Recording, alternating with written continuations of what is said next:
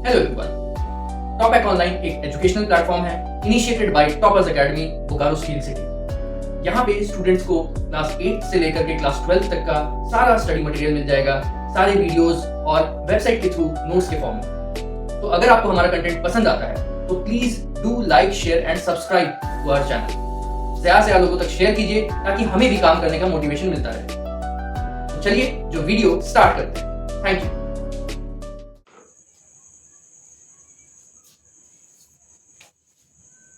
Hello everyone, टॉपैक online में आप सभी का स्वागत है। तो लेक्चर सीरीज अपना चल रहा था सेट थ्योरी का, क्लास 11th का, और अब हम लोग पहुंच चुके हैं लेक्चर 9 में। काफी ज्यादा लेक्चर्स आगे आ चुके हैं हम लोग। तो अगर कोई सोच रहा होगा कि लेक्चर 9 से देखेंगे और आगे सब कुछ समझ में आ जाएगा तो बहुत गलत है।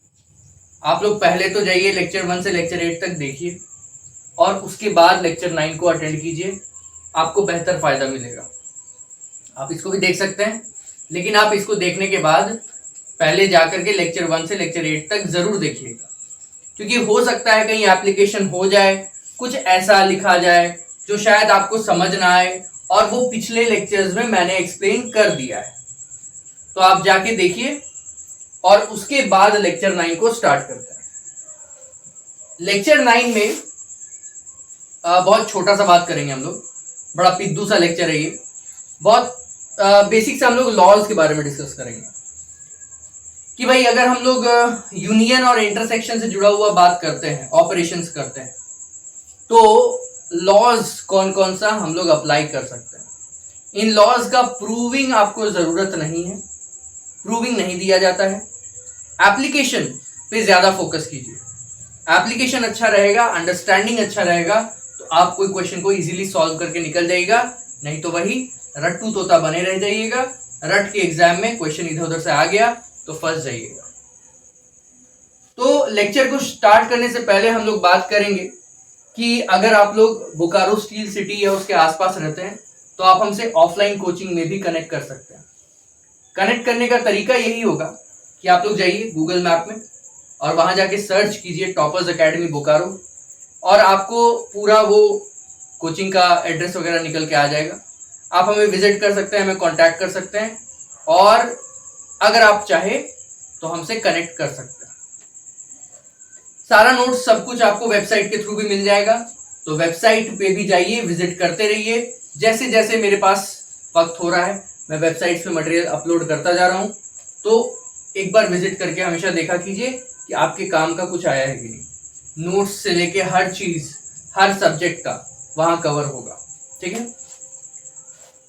तो लेक्चर 9 को स्टार्ट करते हैं और laws of algebra of set हम लोग बात करेंगे आज। Laws of algebra of set. आज हम लोग बेसिक फोकस सिर्फ यूनियन और इंटरसेक्शन पे ही रखेंगे, और बाकी जो ऑपरेशंस है अगले लेक्चर में उन सब का भी लॉज को लेंगे।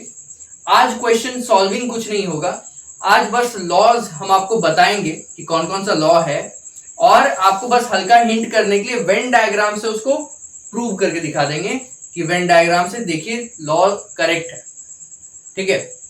बाकी उसका डिटेल्ड प्रूविंग आप लोग बुक में देख सकते हैं, एनसीईआरटी में तो दिया नहीं है सारा, लेकिन आप किसी साइड बुक में विजिट करके देख सकते हैं, लेकिन आपका काम नहीं आएगा वो, है ना। नहीं भी देखिएगा चलेगा, जितना यह बता रहा हूं उतना काम का है बस। तो सबसे पहले हम लोग स्टार्ट करेंगे पहले लॉ से। पहला लॉ का नाम है आइडेम्पोटेंट लॉ। आइडेम्पोटेंट लॉ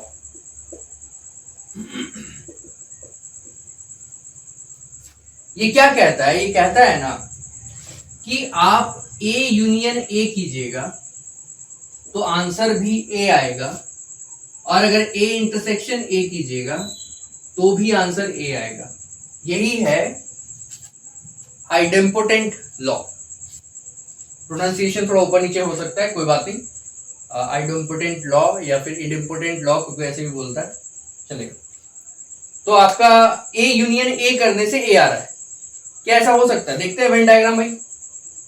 अगर एक वेन डायग्राम हम लेते हैं, यूनिवर्सल सेट है, ये सेट ए है, दो बार सेट ए लेना है, तो भाई एक बार हम सेट ए बनाए और दूसरा बार भी सेट ए इसके ऊपर ही ना बनेगा, यही तो सेट ए है।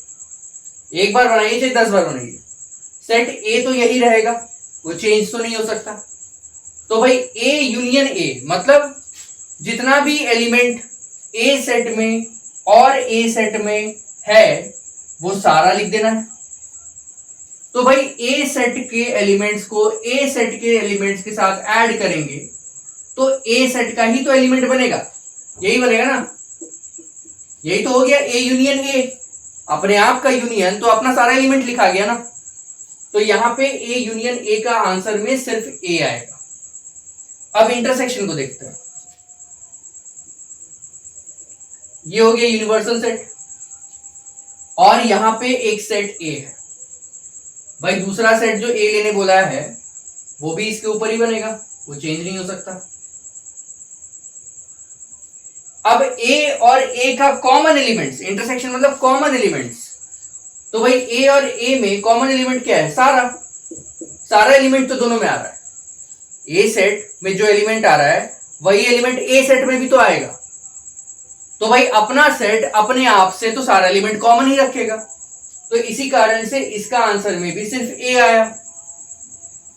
तो कहता है कि अगर मान लीजिए आपके पास एक सेट है ए, अगर आप उसी से उसके अपने को सेट मतलब सेट ए को आप सेट ए से ही यूनियन कीजिएगा या इंटरसेक्शन कीजिएगा तो आपका आंसर सेट ए ही आएगा, ठीक है। अब आते हैं सेकेंड लॉ। सेकेंड लॉ कहता है, सेकेंड लॉ का नाम पहले जान लीजिए, आइडेंटिटी लॉ, ठीक है, आइडेंटिटी लॉ।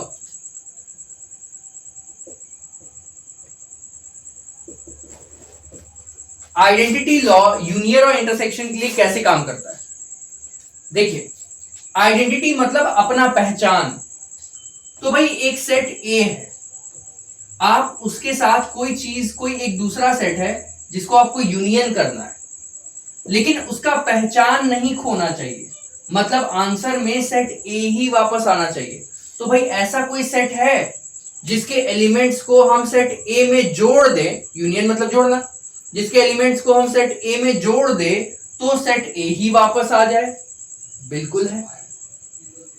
नल सेट यहां लगा देंगे, क्योंकि भाई कोई भी आप सेट ले लीजिए, अगर उसमें एक एलिमेंट भी हुआ ना जो ए सेट से अलग है तो आपका यहां वाला सेट अलग बन जाएगा, ए सेट नहीं बन पाएगा, ए से थोड़ा बड़ा हो जाएगा। तो हमको कोई एलिमेंट ऐड ही नहीं करना है, तो जब कोई एलिमेंट ऐड ही नहीं करना है तो यूनियन हम किसके साथ करेंगे, नल सेट के साथ। नल सेट में कोई एलिमेंट होता ही नहीं है तो ऐड होगा ही नहीं कुछ।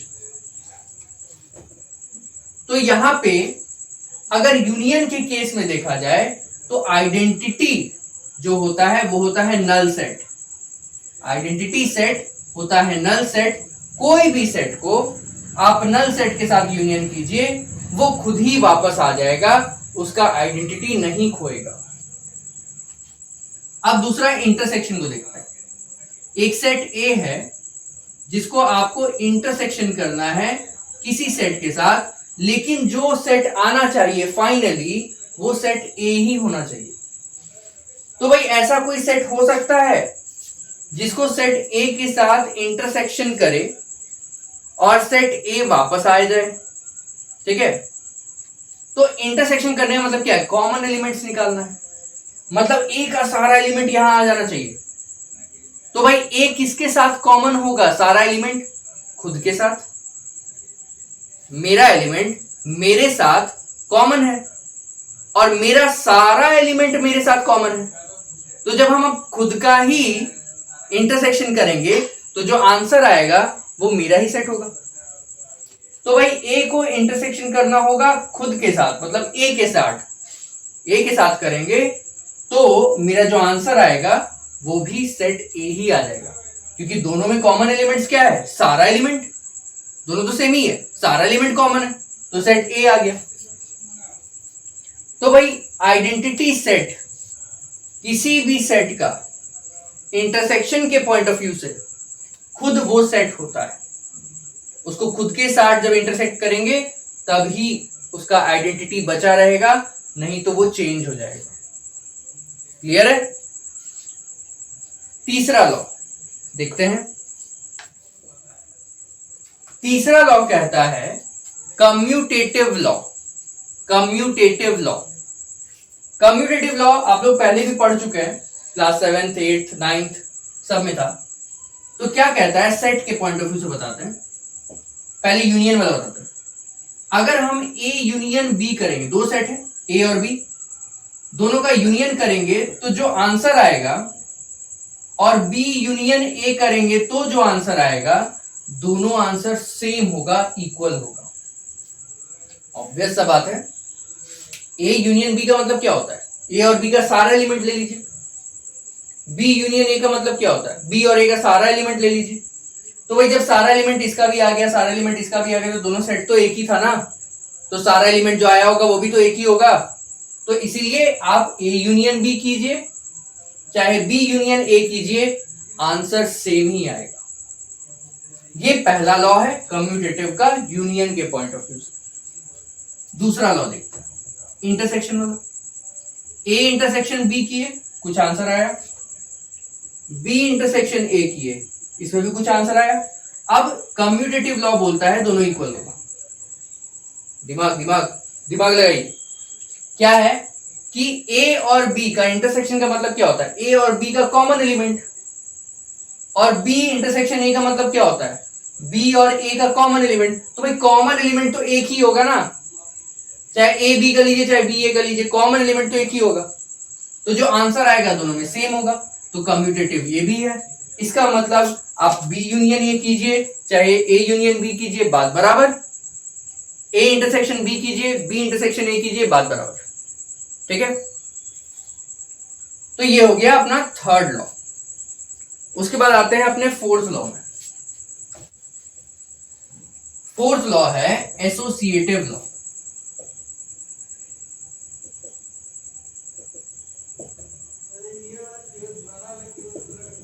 एसोसिएटिव लॉ भी आप लोगों ने पहले देखा हुआ है। एसोसिएटिव लॉ सेट के पॉइंट ऑफ व्यू से क्या बोलता है समझ लेते हैं। क्योंकि पहले थोड़ा पानी पी लेते हैं फिर आपको समझाएगा।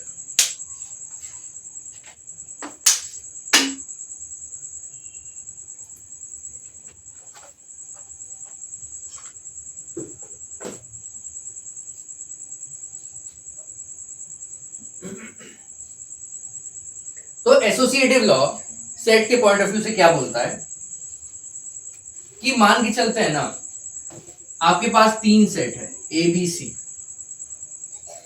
आप क्या किए, पहले ए यूनियन बी कर लिए, उसके बाद जो आंसर आया उसका आंसर को सी के साथ यूनियन कर लिए।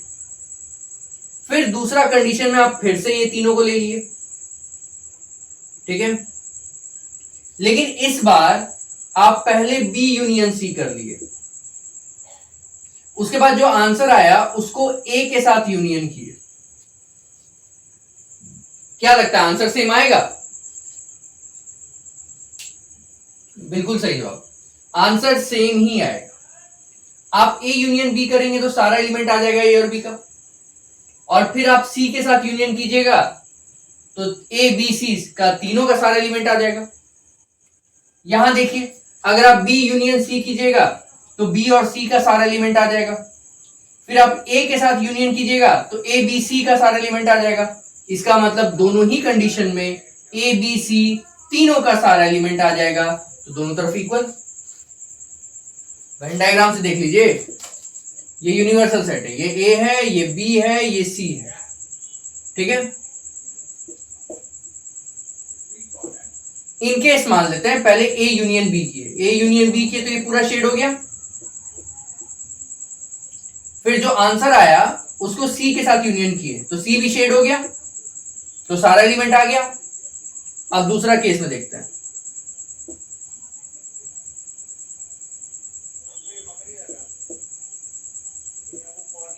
इस बार पहले हम बी यूनियन सी किए तो बी और सी का सारा एलिमेंट शेड हो गया। फिर ए के साथ यूनियन किए तो ए का भी एलिमेंट शेड हो गया। तो देखिए दोनों ही केस में ए बी सी तीनों का एलिमेंट सारा शेड हो गया है, ये भी शेड हो गया, ये भी शेड हो गया, तो दोनों इक्वल। अब इंटरसेक्शन को देखते हैं। इंटरसेक्शन का अगर हम बात करें तो उसमें देखिए 3 सेट हम लोग ले लिए। पहला बार हम क्या किए, ए इंटरसेक्शन बी किए, जो आंसर आया उसको इंटरसेक्शन किए सी के साथ। फिर दूसरे केस में फिर से ए बी सी 3 सेट लिए। इस बार फिर से हम बी इंटरसेक्शन सी को पहले किए, फिर जो आंसर आया उसको ए के साथ इंटरसेक्शन किए। क्या आंसर सेम आएगा? सोचिए, बिल्कुल सेम आएगा आंसर। कैसे?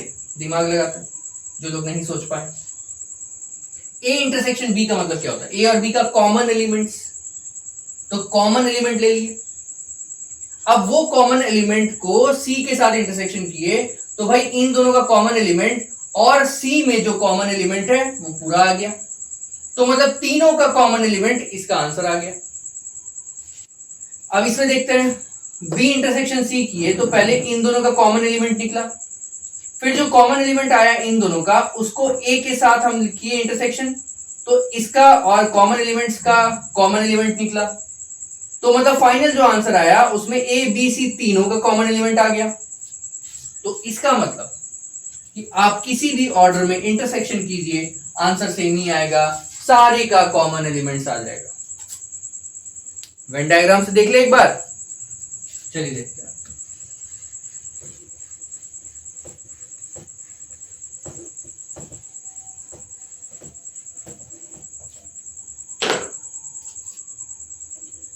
ये लेते हैं एक यूनिवर्सल सेट ए बी और ये सी।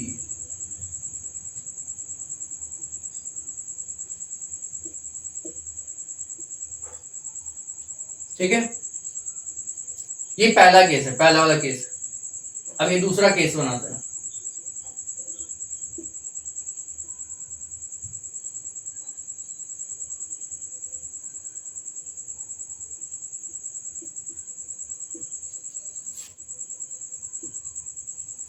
ए बी सी तीनों ले लिए।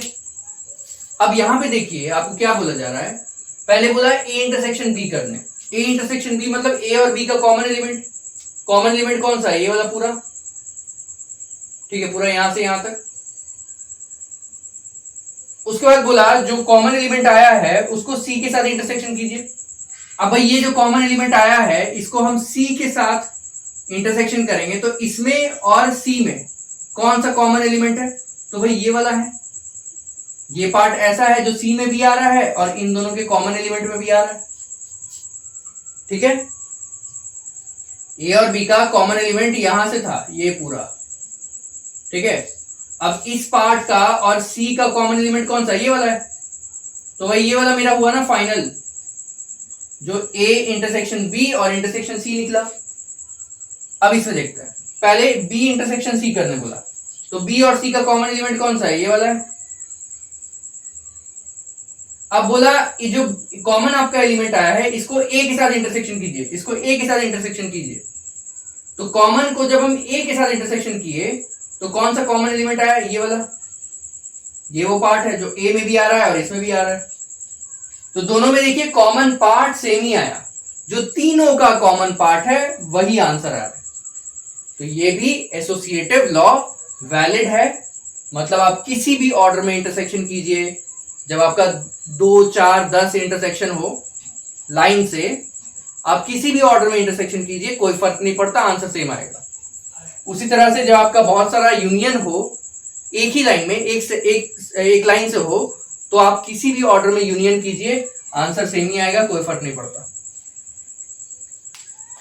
इसके बाद पांचवा लॉ को देख लेते हैं, फिफ्थ लॉ।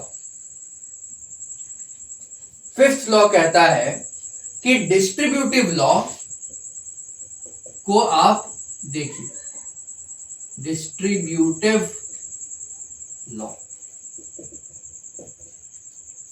डिस्ट्रीब्यूटिव लॉ क्या कहता है? अब इंटरसेक्शन और यूनियन को हम लोग मिला देंगे। जैसे हम लोग क्या करेंगे, हम लोग ऐसे लेंगे, अगर मान लीजिए A intersection B union C दिया हुआ है, तो आप इसको डायरेक्ट भी ऑपरेट कर सकते हैं, या फिर आप इसको तोड़ सकते हैं, दो हिस्सा में तोड़ सकते हैं। जैसे आप पहले बी के साथ इंटरसेक्शन कर लीजिए ए को, फिर आप ए को सी के साथ इंटरसेक्शन कर लीजिए और दोनों के बीच में यूनियन लगा दीजिए। डिस्ट्रीब्यूटिव याद है ना, पहले इसको इससे फिर इसको इससे, ब्रैकेट वाला कैसे करते थे मल्टीप्लाई, याद है ना, पहले इसको इससे फिर इसको इससे। वैसे ही सेट में हम लोग इंटरसेक्शन और यूनियन को लेते हैं। तो भाई पहले इसको इससे इंटरसेक्शन, फिर इसको इससे इंटरसेक्शन और बीच में यूनियन लगा देंगे क्योंकि दोनों के बीच में यूनियन लगा हुआ है। तो भाई ऐसा लिख सकते हैं कि ए इंटरसेक्शन बी और ए इंटरसेक्शन सी, है ना, ये इंटरसेक्शन कर रहे हैं बी और सी के साथ दोनों से बारी बारी, और बीच में यूनियन लगा हुआ है तो यूनियन लगा दिए। अब एक बार वेन डायग्राम से देख ले क्या ये सही है। चलिए दो प्लेटफॉर्म बनाएंगे, पहले हम लोग A B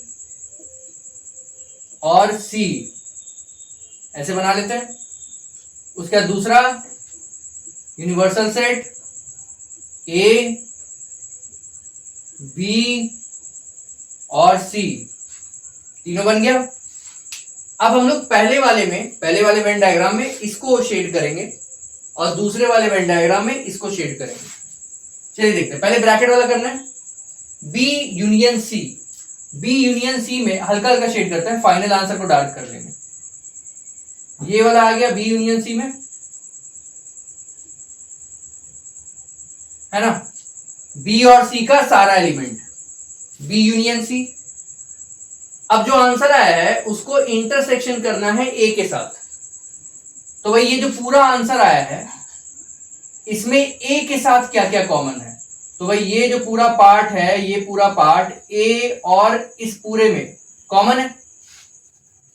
B union C में पूरा आ गया था ना, और उसका ए के साथ क्या कॉमन है, तो ये पूरा पार्ट कॉमन है, ये पूरा पार्ट ए में भी आ रहा है कॉमन।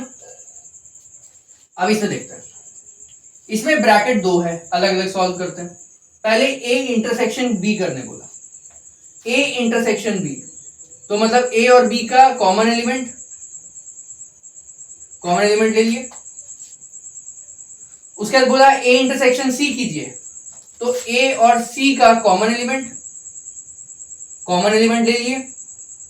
अब बोल रहा है जो दो आया है ना, दोनों का इंटरसेक्शन, उसको यूनियन कर दीजिए। तो यूनियन मतलब ये पूरा हो गया, पूरा इकट्ठा, सेम आया ना। इसका मतलब डिस्ट्रीब्यूटिव लॉ फॉलो करता है सेट्स के कंडीशन में, अगर इंटरसेक्शन और यूनियन का बात हो रहा है। लेकिन याद रहे, एक तरफ इंटरसेक्शन एक तरफ यूनियन होना चाहिए, या एक तरफ यूनियन एक तरफ इंटरसेक्शन होना चाहिए, तभी ये लॉ काम करेगा, नहीं तो ये एसोसिएटिव हो जाता है। डिस्ट्रीब्यूटिव तब बोलते हैं जब अंदर और बाहर अलग अलग हो। तो इसी का उल्टा भी ट्रू है, अगर हम यहां पे यूनियन लगा दे और अंदर में इंटरसेक्शन लगा दे तो भी काम हो सकता है, डिस्ट्रीब्यूट कर सकते हैं। तो इसको पहले इसके साथ यूनियन बोल रहा है ना करने, इसको पहले इसके साथ फिर इसको इसके साथ, ए यूनियन बी फिर ए यूनियन सी, और दोनों के बीच में क्या लगा हुआ है, इंटरसेक्शन, तो यहां एक इंटरसेक्शन लगा दिए, ये बन गया डिस्ट्रीब्यूटिव लॉ। ठीक है, उम्मीद है समझ में आया होगा। लास्ट लॉ देख लेते हैं, मोस्ट इंपॉर्टेंट, डिमॉर्गन्स लॉ।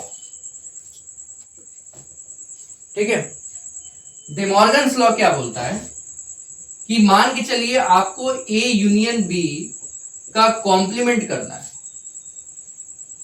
आप इसको डायरेक्ट कर सकते हैं, लेकिन आपको इसको करने का एक और तरीका है। आप ऐसा कर सकते हैं कि ए कॉम्प्लीमेंट किए अलग से, फिर बी कॉम्प्लीमेंट किए अलग से, और यूनियन का उल्टा क्या होता है, इंटरसेक्शन, उसको बीच में लगा दिए। ये और ये इक्वल ही है। कैसे देख लेते हैं वेन डायग्राम से। दो वेन डायग्राम बनाते हैं, एक एलएचएस एक आरएचएस के लिए।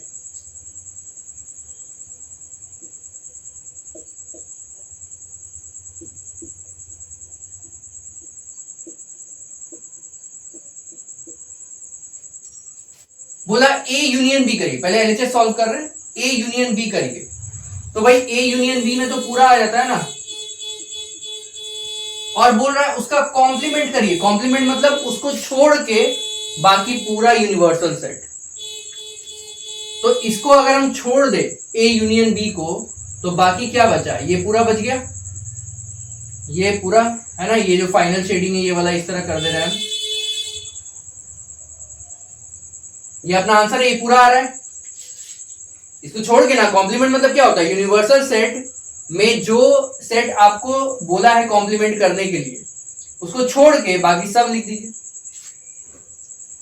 अब इसमें देखते हैं, ये आरएचएस सॉल्व करते हैं, सॉरी एलएचएस हो गया ना, आरएचएस कर लेते हैं।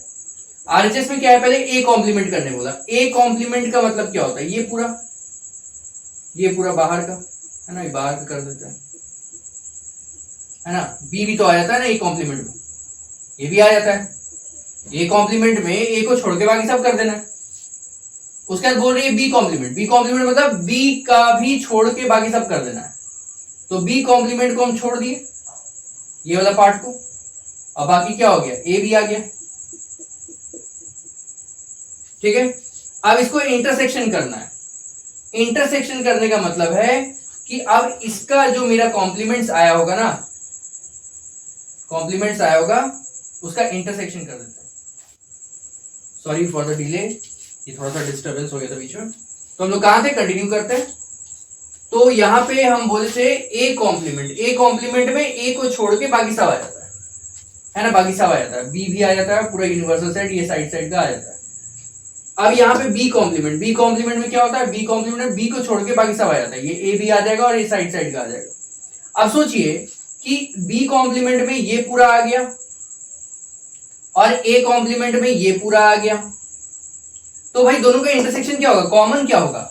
कॉमन ऑब्वियस सा बात है, ए और बी तो नहीं होगा, क्योंकि ए कॉम्प्लीमेंट में और बी कॉम्प्लीमेंट में ए और बी तो नहीं आता है ना, तो कॉमन तो नहीं होगा। कॉमन कौन सा पार्ट होगा, जो ये बाहर है। दोनों में से किसी का भी कॉम्प्लीमेंट करिए, आपका ये बाहर वाला पार्ट तो आएगा ही आएगा। देखिए सेम आया, तो इसका मतलब डिमॉर्गन्स लॉ वैलिड है। सेकेंड डिमॉर्गन्स लॉ भी इसी तरह का है। मान के चलिए इंटरसेक्शन पे बात करते हैं कि ए इंटरसेक्शन बी करके आपको कॉम्प्लीमेंट करना है। तो आप कुछ नहीं कीजिए, बारी बारी दोनों को कॉम्प्लीमेंट कर लीजिए, दोनों को कॉम्प्लीमेंट कर लीजिए। और इंटरसेक्शन का उल्टा क्या होता है, यूनिवर्सल, सॉरी यूनियन। तो इंटरसेक्शन की जगह यहाँ पे यूनियन लगा दीजिए। ये बन गया 2 गो डी मॉर्गन्स लॉ। उसको भी आप इस तरह से चेक कर सकते हैं। तो यहाँ पे हम लोग laws of algebra of set देख लिए। अब इसके बाद जो लेक्चर 10 आएगा ना, बड़ा इंपॉर्टेंट क्लास है, अटेंड कीजिएगा। इस पे बेस्ड क्वेश्चन सॉल्व करेंगे। जिनको भी प्रॉब्लम है इस तरह के क्वेश्चंस में एप्लीकेशन करने में, उस लेक्चर को जरूर अटेम्प्ट कीजिएगा। जितना भी 5, 6, 7 क्वेश्चन होगा वो मेरे साथ साथ बनाइएगा। आपको एक आइडिया लग जाएगा कि सॉल्विंग करते कैसे। उसके बाद जब हम लोग किसी बुक का सॉल्यूशन सीरीज लाएंगे, तो वहां पे आपको RS Agarwal, RD Sharma NCERT का एक एक क्वेश्चन का सॉल्यूशन मिल जाएगा, यहाँ वीडियो सॉल्यूशन भी और वेबसाइट के थ्रू भी। तो आज इस लेक्चर को हम लोग यहाँ पे एंड करेंगे। आप लोग क्या कीजिए, पढ़ते रहिए, आगे बढ़ते रहिए। Thank you.